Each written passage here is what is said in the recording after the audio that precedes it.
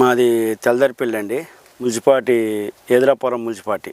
పేరు ఉపేందర్ అండి, నూకలు ఉపేందర్. మేము ఒక 4 ఎకరాలు సాగు చేసామండి. ఇది 4 ఎకరాలల్లో 3 ఎకరాలు వేసాం, 1 ఎకరం ఏరియాది వేసాం. ఈ విత్తనం మంచిగా దగ్గర గనుపు, చెక్కకు వచ్చింది కాపు, శరత్ అని ఇది విత్తనం పేరు.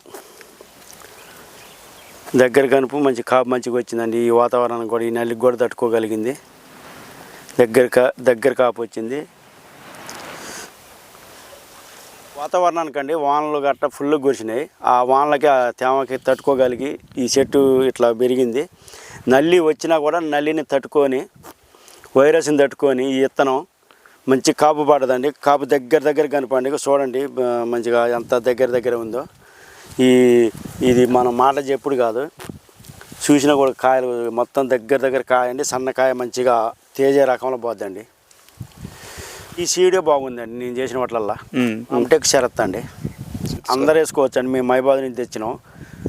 నిరుడు మా ఫ్రెండ్ ఒకటి వేసిండు, ఇస్తున్నాం బాగుందని చెప్తే నేను మైబాద్ పోయి తీసుకొచ్చినండి. మేము ఇప్పుడు ఈ తెల్లదరిపిల్ల ఇద్దరే వేసినామండి. ఈ ఇస్తున్నాం ఇద్దరే కూడా బాగున్నాయి. ఇద్దరం వేసినాం, బాగుంది.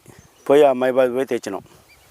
ఇప్పుడు ప్రస్తుతానికైతే ఎకరానికి ఒక 20-25 ఉంటుందండి. మళ్ళీ వచ్చినా కూడా తట్టుకుంటుంది. కాపు అయితే గట్టిగా పడదు. ఒక కాపు దగ్గర కనపండి.